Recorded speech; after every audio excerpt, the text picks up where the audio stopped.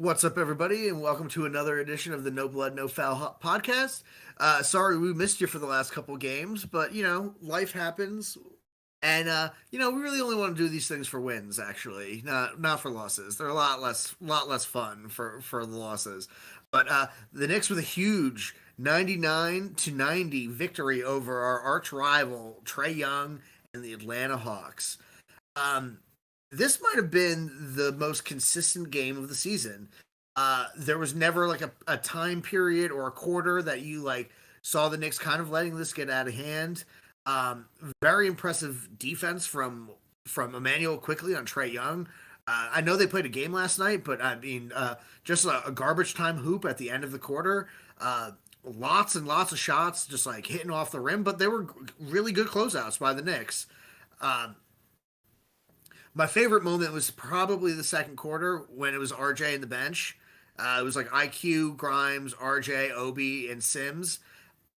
Most entertaining minutes of the season. I was kind of like, just let's trade everybody else and just let's run the kids. Very entertaining stuff. It was Alec Burks, just elite stuff. That I mean, he wasn't even really playing too well. At one point, he was 3 of 10, but he caught fire in that third quarter. Big stuff. 12 points, I think. 12 points. Am I right? Any fact check me? Anybody? 15. Anybody? 15. 15. Oh, see, Yeah. I was off by 3, and that's enough to maybe lose the game. Yeah, my only tiny little complaint I have is free throw shooting. We missed 6 big ones. Uh, you hit 4 of those, and this game looks a little bit more like a blowout than a close game within 10. Great win. Let's hope that we can bring this consistency going forward. I don't know if that's going to happen, but it was a lot of fun. Probably in my top 5 favorite games of the year. Moo, give me your thoughts. Yeah, I mean, definitely a great game. The defense played, unlike the defense that has played pretty much all season, most of the season. They moved well. I think, a lot of it has to do with the players, right? I think maybe the secret sauce is IQ in the starting lineup. I don't know. He's also inconsistent, but I think, having him there provides a degree of energy that the starters just don't seem to have. So it can't hurt, right? You try it, and of course, what does that mean for Kemba, and can he handle that, psychologically? We'll see. I mean, Tibbs, I think, has a decision to make, and tonight, I mean, even last night, right? Tonight's just it shows that you need to put guys together that play well together, right? And we've talked about it, and it just doesn't seem like Kemba Walker and Julius Randle works, and since there's no way Tibbs will remove Randle from the starting lineup, you need to try something, right? So if it means IQ for Walker and you let Walker come off the bench and do his thing until Rose comes back, and then you figure things out. I mean, it is what it is. Whatever it takes to win, and that's really the most important thing. So if this unit jives and IQ provides the energy, then you go with that. I did like Burks a lot. I think the big thing about him, and that's something I've always said, is that he doesn't ever seem to get shook, right? And high pressure, low pressure, miss a shot, hit a shot, and he's always got that same kind of silky, kind of not too fast, not too slow type of a game that does well, right? He's not a star, obviously, and I think this is not a regular game for him. So I wouldn't expect to leave him where he is and for him to keep doing this, right? That's not the player he is. But he's the kind of guy that I think, you can, if you need somebody to fill minutes, and the Knicks did with Walker on an off night from back to back, he does well. So, I think he was obviously a catalyst, right? He was hitting shots left and right. And that was a good thing. He was hitting shots left and right in the third quarter. Every other quarter, he was missing shots left and right. He didn't have a good game. He had a good quarter. Let's get that straight. But that's all it took, right? For tonight, that's what they needed. Again, he is what he is. He's a bench player. He had his third quarter was what they needed, right? It created the separation, and they were able to hold on. And the Hawks, I mean, they were just missing awful shots, right? Hitting, Yeah.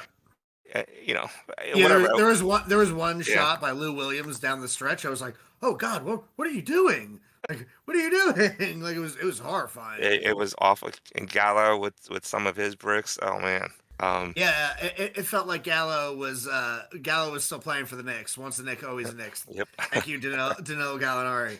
I used to Yeah. have your jersey. I used to have your jersey, so I appreciate this help Yeah. that you brought us this evening. I was gonna say Gallo pretty much single-handedly, or helped the Knicks win tonight because he was just brutal.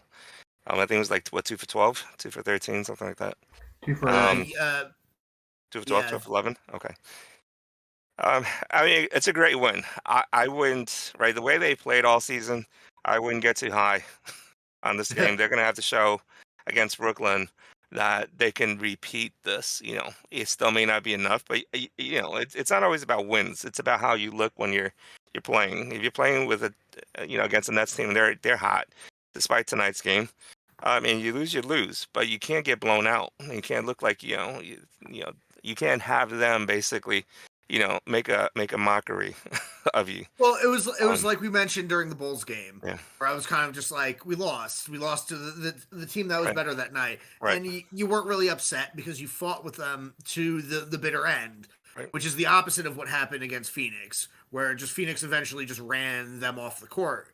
Like right. sometimes that happens, but like you don't necessarily want that to happen. Like Hmm. sometimes you lose, it happens, it's disappointing, and you can't really nitpick at anything. It's like obviously the Phoenix game, there was lots of things that you could nitpick at. The whole team, That Bulls game, not so much, and that's the type of right, thing. That's the type of thing that you want against a Brooklyn Nets team with James Harden and Durant.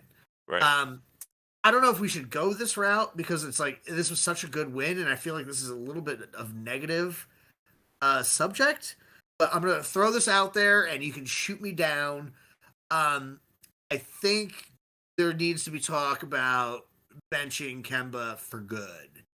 Like not like have him as a backup. I mean, like out of the rotation for good. Yeah, yeah, I mean, they looked like a complete again not both teams on the back to back, but the defense was completely different without him there. Even Evan didn't look as horrible as usual. He matched up like halfway decently, and because we didn't do the Phoenix game, I mean that was part. No matter how many points that Kemba was scored, yeah, that was yeah, Chris Paul destroyed him in the pick and roll. And granted, Chris Paul's probably top 5 greatest point guards of all time. But Alec Burks and playing the 5 and having Grimes in there, really impressed with Grimes' defense. Offense, not so much. There was a moment where he like drove and had a lane to the hoop, mhm. and he dumped it off to Sims. And I was like, oh no, because like those are the two people you just don't really want touching the ball, unless it's just. Sims is like a combination of Obi last season and Nerlens Noel when the Oh my ball god, gets yeah, anywhere near his hands. yeah. But Sims' defense was really great. Yeah, yeah, But like you just see it. You just see how good IQ is and the pace that he plays with.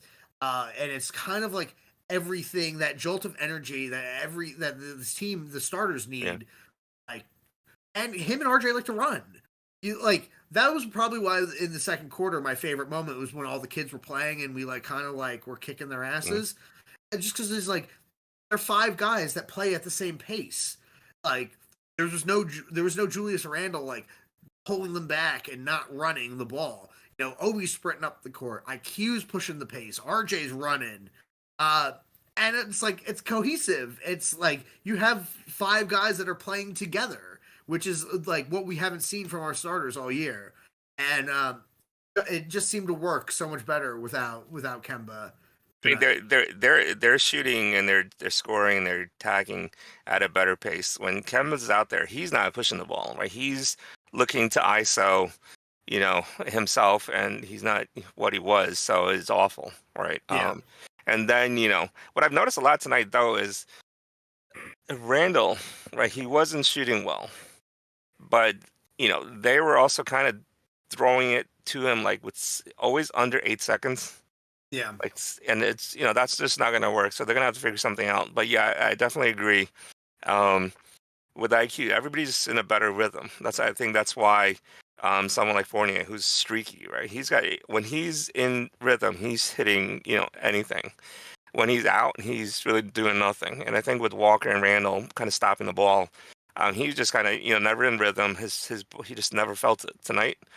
With Randle kind of not forcing it, right? He only took a lot less shots than he normally would, and everybody else moving fast. He was in better pace, right? When he was taking the shots, he was in rhythm and he was hitting. Same thing with Burks. Right? Burks kind of does that on and off. But I think, yeah, definitely. But also the biggest problem for me is you can't have your starting point guard if you want to try to build any sort of consistency. And this is what the Knicks' biggest problem right now is: not play every other game or take it easy every other game, right? Or back to back, he's not playing great, but. Yeah, that's huge. If the team had good chemistry, Yeah. like if our starters had good chemistry and you wanted to sit Kemba, Mm-hmm. I really could wrap my head around it. Right. It's okay, but with the way you watch them play, it looks like they're like five strangers that have hopped on the basketball court together all the time. It's like you kind of need him out there, and especially on times without Rose available. Mm-hmm. I mean, we were able to make it work tonight, but geez, that he's super not reliable and.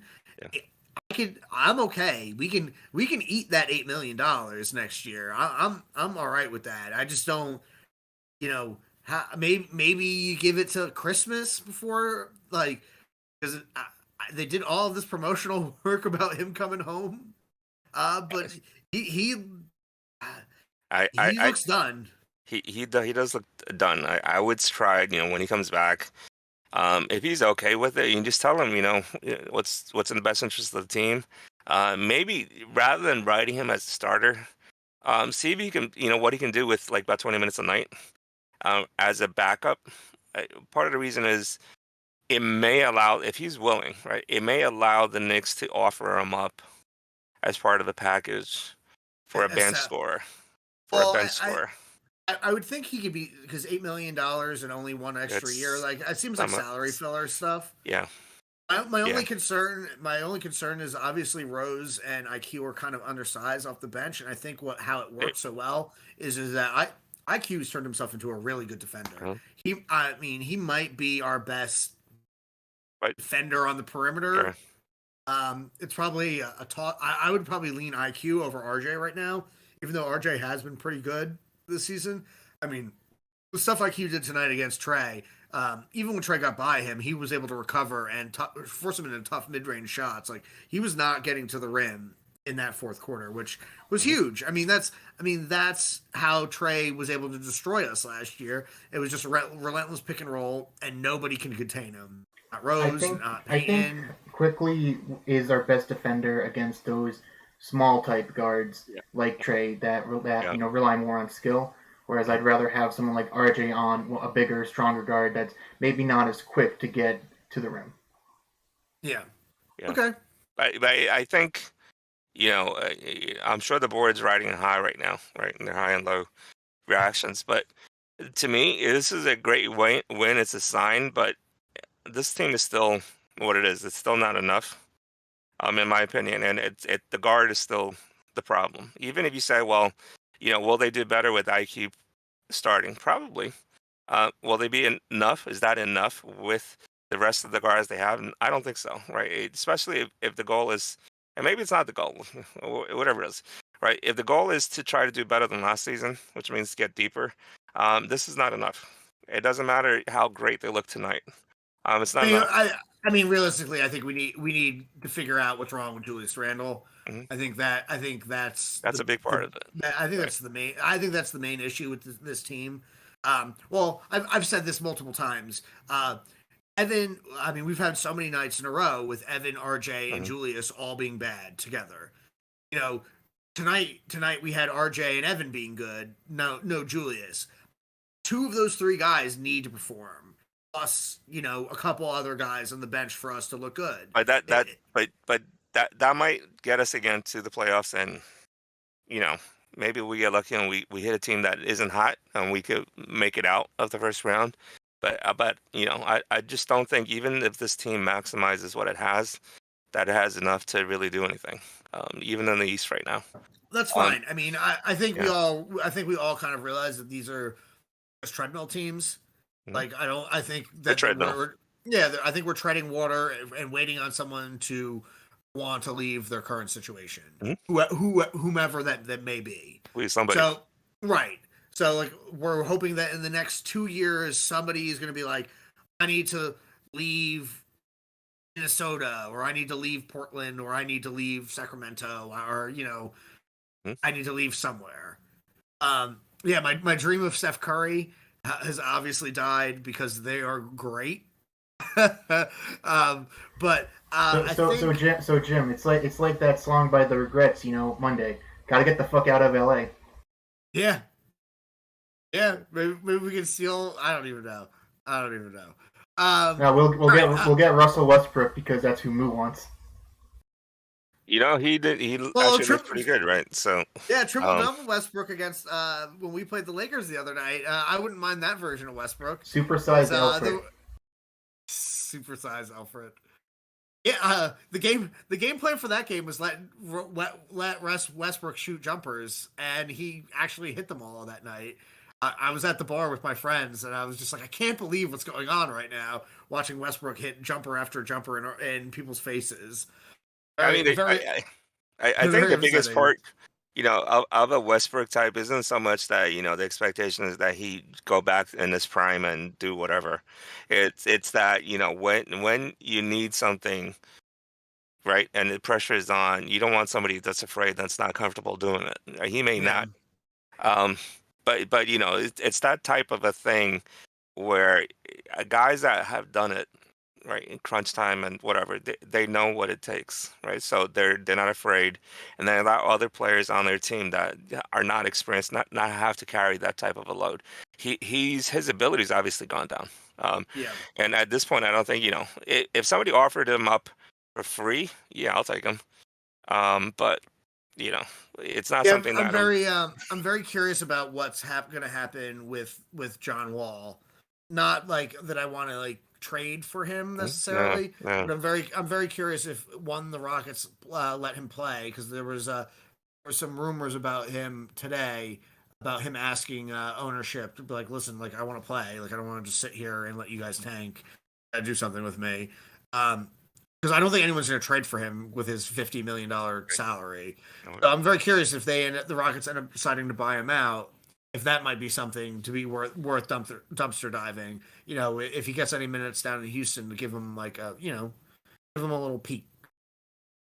Is there any team that has cap space? I don't think so, right? No, I don't think so. Okay. Certainly not. Certainly not enough to take on his contract without giving up substantial people in their rotation. But even into like a Kemba, right? Something we got more than the next team. So maybe if you do a buyout and you just have to lose a couple of million instead of 5, 6, 7 million, whatever it is. Yeah. I wonder if you could just like send Knox out for something. All right. All right, tanking team, take Kevin Knox on for one of our second round picks, please. Thank you very much. Mm-hmm. But yeah, I think that gets off topic a little bit. Why don't I think the person that we need to speak about that we haven't touched on at all is Mr. Obi Toppin. Wow, what a performance again from Obi. Mike Breen with the stat that he's like shooting like 22. He's hit 22 free throws out of 24 recently. Just like straight up electric from the line, electric on the floor. Out there all the time. You definitely saw like once he went to the bench going into halftime and Randle came back out, all of a sudden the Hawks went on a major run. He's just box office right now. And I was tweeting at halftime. I was like, all right, it's time to trade Randle. It's time for him to go. That dunk that he had, like behind the back dribble by Grimes, the alley oop, that dunk was sensational. Like one of the best dunks I've seen. He's beginning to look a little bit like shades of Amari Stoudemire when he was younger. Yeah.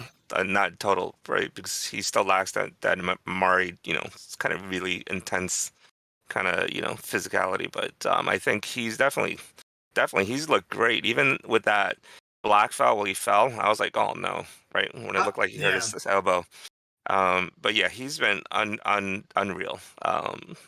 Definitely, he's making the pick look good now, almost. Yeah, I mean him and IQ. Mhm. That looks like a home run, that draft. Yeah, And that was honestly, I mean, like Grimes was absolutely elite defensively. He definitely changed the complexion of the Benz a lot. Um, I like once he gets comfortable and figures out the offensive stuff, mhm. because you could see like every time he touched the ball, he was like, and it wasn't a catch and shoot situation. He was ready to like throw it back to the next person, kind of just like how like what Frank used to do, really, or like who else used to be like I need to get even Obi last year. Like he would get the ball in his hands and he was like looking to make a play, like Yeah, somebody else like throw it away. But yeah, I think once he gets good, or once he figures out the spacing and the tempo of the offense, he looks like a fine too. get a mid-range shot, right? He's Yeah, hitting his corner threes. If he could get that quick mid-range, and attack more, it's just, yeah, it's impressive. I mean, he's old, right? So that's yeah. still the downside of it. But maybe he's a late bloomer, and if things will keep going up. Um, Well, yeah. I mean, I think he's only 21, so like, and obviously he's not getting Oh, a lot of playing fact time. check. So you're, yeah. I mean, I get that's old. That's Sorry, old I'm for. sorry, what was that? Is that a fact Uh, check? Jim said Obi's only 21. no, I said Grimes. I said Oh, Grimes is Grimes. only Okay. 21. Yeah, Oh, Grimes is sorry. 21. Yes. Okay. Yeah, Yeah, Obi's what? Obi's got to be 23, right? at least. Yeah. Yes. No. 23. Yeah, and like look, he's gonna need some minutes on the floor to get acquainted, and that's kind of why I'm like, let's put Kemba out to pasture. He's old Yeller. Need to take him around behind the barn. It was We could we nice. could we could Penny Hardaway him. You know what, Kemba? Why don't you stay home while we're on the West Coast trip? Mm, Yeah, seriously, it's not a bad idea, honestly. I guess we haven't really talked really RJ at all either, so I want to go there. This is probably his first like really good game in Wow. 3 weeks. I think he was decent against LA. Like nothing to like to write home about. But I mean, he led the charge in the first half with 9 points on 4 or 5 shooting. Wasn't as great in the second half, but he hit a couple big buckets while he was out there with the bench. Um, the free throws not great. Not really great to shoot 40% from the field from free throws, but it really felt like he was getting to his spots. He hit a couple floaters. The one thing I've noticed, and I think this is, I hope that like Tibbs or Johnny Bryant can show him. But I think he picks up his dribble too soon when he's on the drive to the paint. Like when he's like knows that he's going to shoot on the drive, he picks up his dribble like way too soon. And I think that's part of the reason why like he was really good finishing at the beginning of the year and why there's been a step back.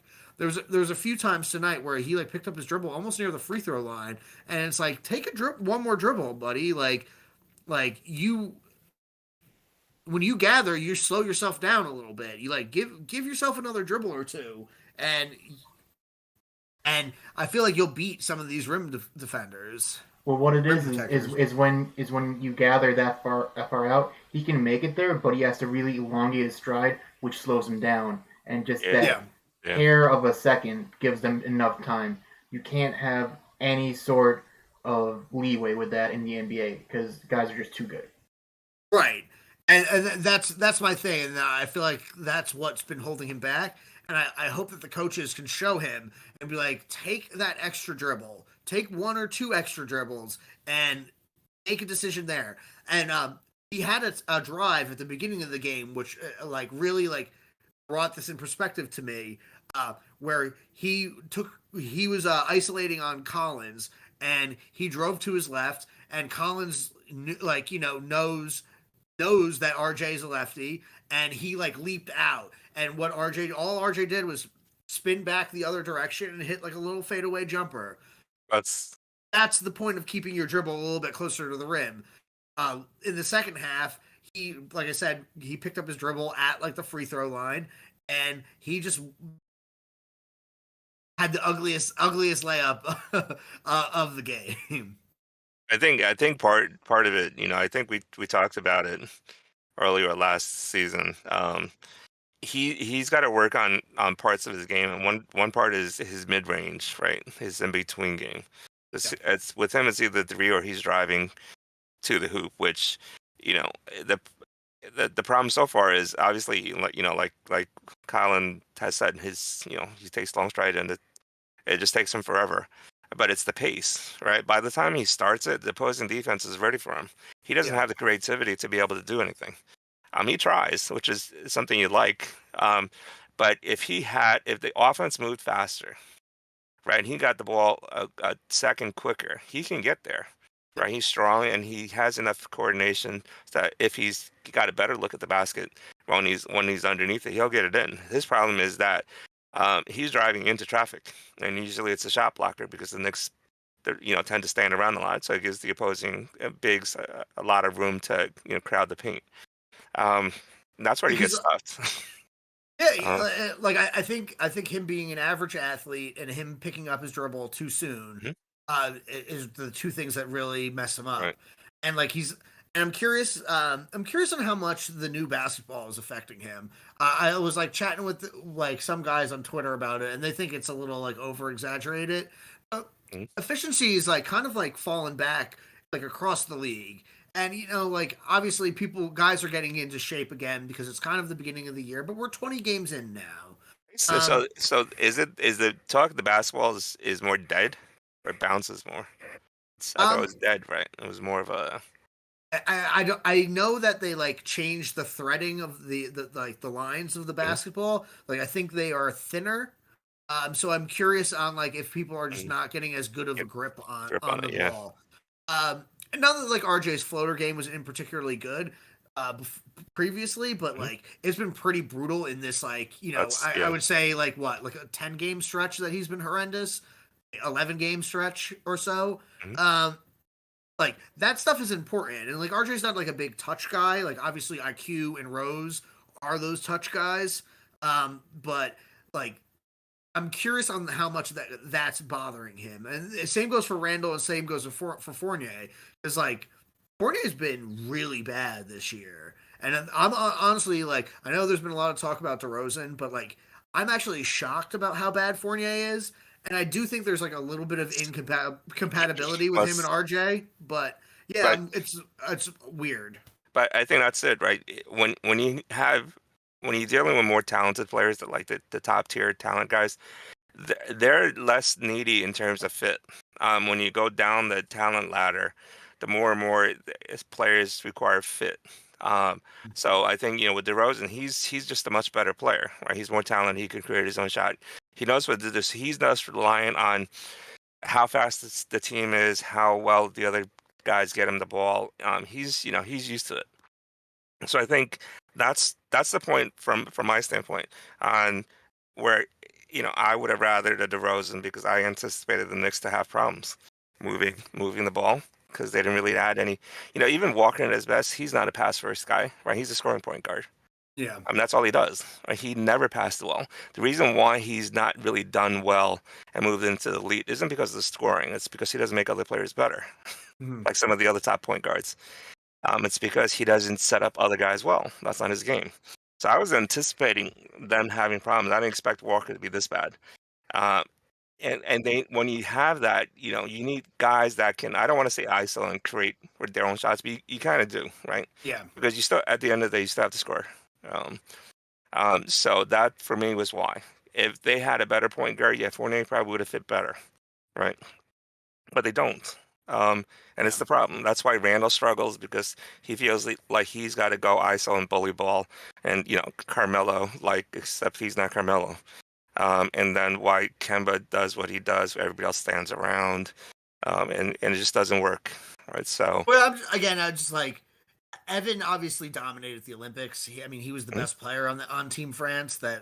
And they fought tooth and nail against the USA. Mhm. And like that's what I'm so surprised about him being so bad this year. Is because it's not like an injury thing. It's not like him taking a step back because he was just really good in August.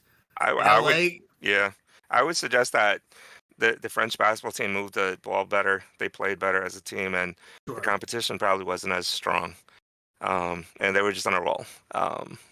With this sure, team, but again, it's like how can we I think we all expected Randle to take a slight step back. He right now he might be worse Mhm. than 2019 Randle, the first year with the Knicks. Yeah, Um, I think a lot of us were excited about Kemba, and I know this a lot of us were concerned he was washed. But I thought there might be some middle ground there, but he looks could be washed. washed. So it's like I'm less surprised about him, but I am really surprised about the other two because they're playing way worse than they've ever played, and I mean, there's something else going on. it's because opposing teams have figured out Randall, and Randall's. I think part of that is teams figuring out Randall, the Knicks' offense under Tibbs, and the other part is just Randall still trying to recover from the Hawks series, and Yeah, it's sitting with them. So the only way for me that can change is if he consistently gets, when the few times a game when he goes to the basket because of whatever, right? He looks unbelievable, but he's not the type that can do that constantly. So yeah. if they, and that's why it's so important to have ball movement and a guy that knows how to make other, not even if it's just not themselves, somebody else, right? Get him the ball a few times a game easier, where he's going in for those crazy moves that he's, driving to the basket. I think that'll knock him back into kind of on center. Right now, he's still off, and teams are still throwing stuff at him, right? Well, Why? Because that was the one Walker's thing. Well, Walker's that was the washed one him. thing. Yeah. Well, that was the one thing I thought, and that what frustrates me is that we all know that Randall can be a really good pick and roll. Mhm. They don't run it. They don't run it, and I think that's partially because of Randall. It reminds me of what Obi used to do last year. Is he would run pick and roll and then go immediately into the post. Randall does that a lot, and it's just like, dude, just be the roll man. That was a Yeah. one play I remember from last night in the Suns where it was Kemba Randall pick and roll, and Kemba passed the ball to Randall for a mid range jump shot, and he hit the jumper, Mhm. and it was like probably the first mid range jumper I feel like I've seen him hit in 2 weeks, and it's just because it's like he didn't have to do anything crazy. He just Mhm. caught the ball and pulled up, and I just wish that he would get that into his head a little bit. Yeah, I mean, I think right now, barring the probably unlikely to impossible getting a top tier shot creator, their next best move might be to just help out guys like Randall and Fournier and just try to incrementally make the other guys better by trying to get a more pass friendly point guard, even if it's a backup, someone Yeah, that can, not a backup that's washed, right? A former, starting point guard, somebody that can still play, that can still pass and run an offense and push the ball and just get it's a things. shame. It's a shame Tibbs didn't like Rubio Yeah, yeah, in Minnesota because yeah. he would probably would have been perfect. He would have been perfect with Obi and IQ and and Burks and the shooters and pushing the ball up and hopefully getting Randall a lot easier baskets and easier looks so he could keep going to the basket. Right now he looks. I mean, tonight he looked fatter to me. Who Randall? Yeah. I didn't um, know. I didn't notice. I didn't he looked notice. a little thick.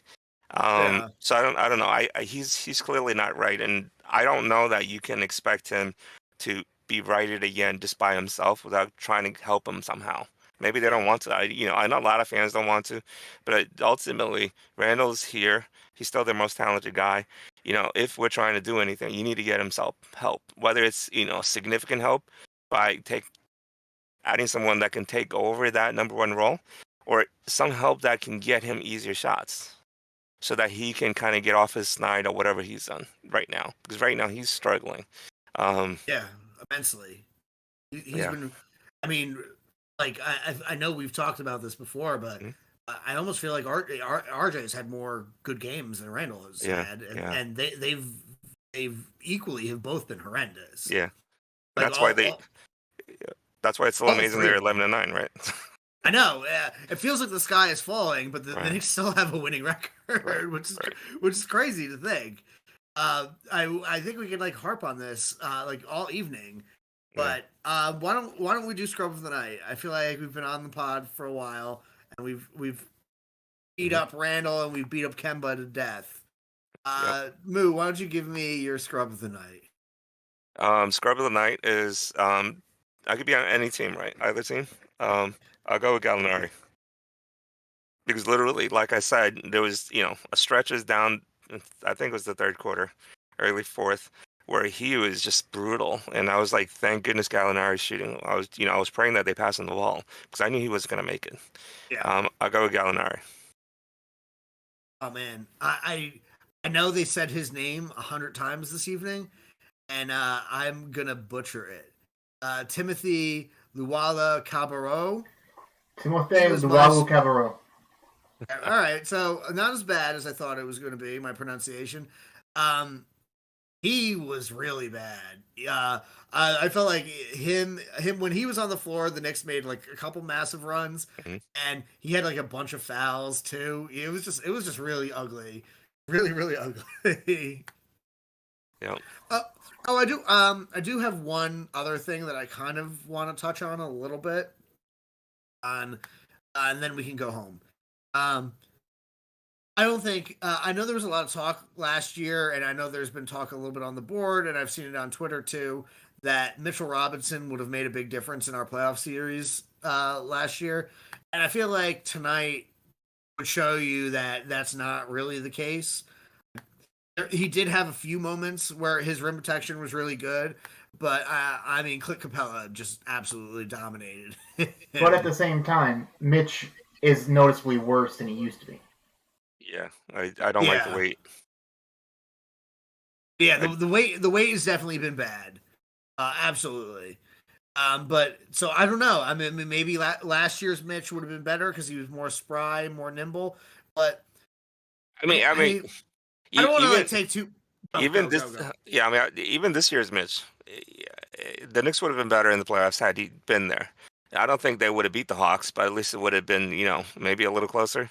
Yeah. It wouldn't look so bad. I mean, that's just having a presence down low that can alter shots, that can prevent guys from wanting to drive, right? We talked about this. No, Noel doesn't alter shots; he blocks shots, Yeah. right? So nobody's afraid to drive on him because he's 205 pounds, and you're not going to get hit. You can go at him, and you're going to get fouled or whatever, right? If he blocks a couple shots, okay, so what? Right, with Mitch, it's a little bit different, right? Even this heavy Mitch, 300-pound Mitch, he just 300 makes pound. it a harder. When we saw it tonight, it's harder for the Hawks to drive. Yeah. Um, so yeah, Although I think it would help. I have to say I think Sim, and granted, like I don't know how much Sims matched up with Capella, but I feel like Sims looked better than Mitch tonight. Who's more You active? know, I mean that might be I don't know what the right phrase is. I might be stirring shit right now, but yeah, I think the lack of mobility that Mitch lost by the weight gain is really hampering him, and you just see that Sims being a little bit more active makes life a lot easier for everybody else on defense. Although it'd be nice if Sims would just put the ball back up Hands.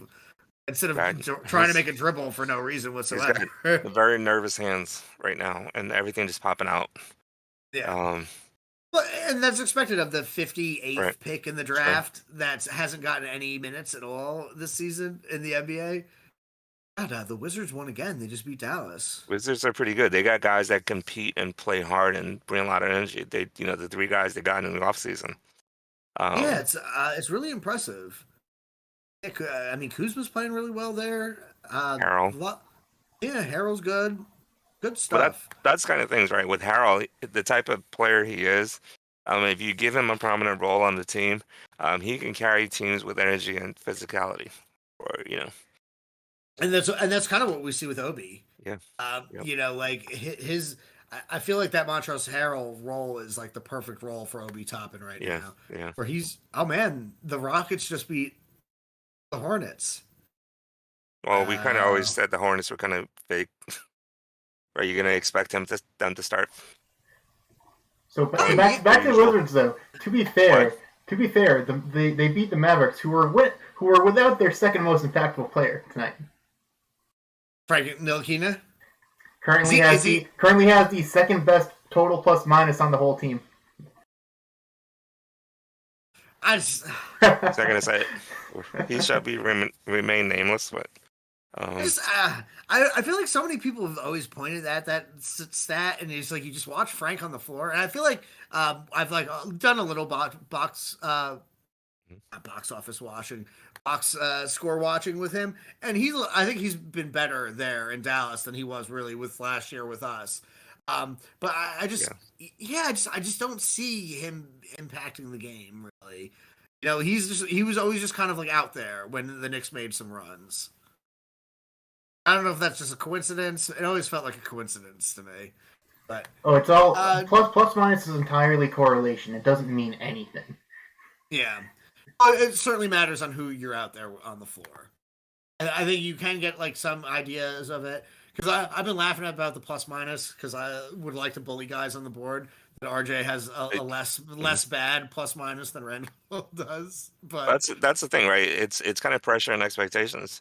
Frank as a Knick was the former lottery pick that was supposed to be the franchise point guard. Yeah. Frank with the Mavs, he's a minimum, contract guy that nobody expected anything out of. So it's different. Yeah. Role and expectations absolutely matters. Right. So Moo, you have any final thoughts on this evening?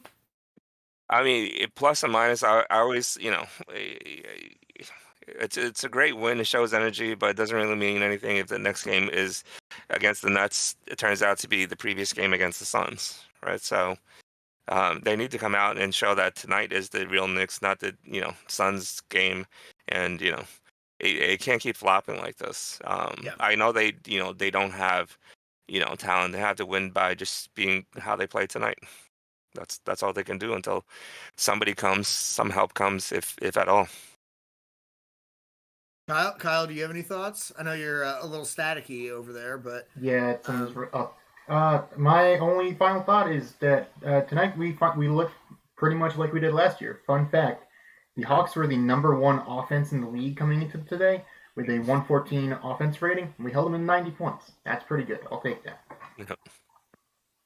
Yeah, they were on a 7-game winning streak, I think, as well. So that's why tonight was a very big win for the New York Knickerbockers, 99-90 over our arch rivals, the Atlanta Hawks. I'm just going to throw this out there, a little bing bong for all the fans out there. It's a little cringe, but why not? We're all having fun here. Big win. Probably the best game top 5 best and most entertaining game this season for us. I actually enjoyed watching every minute of it.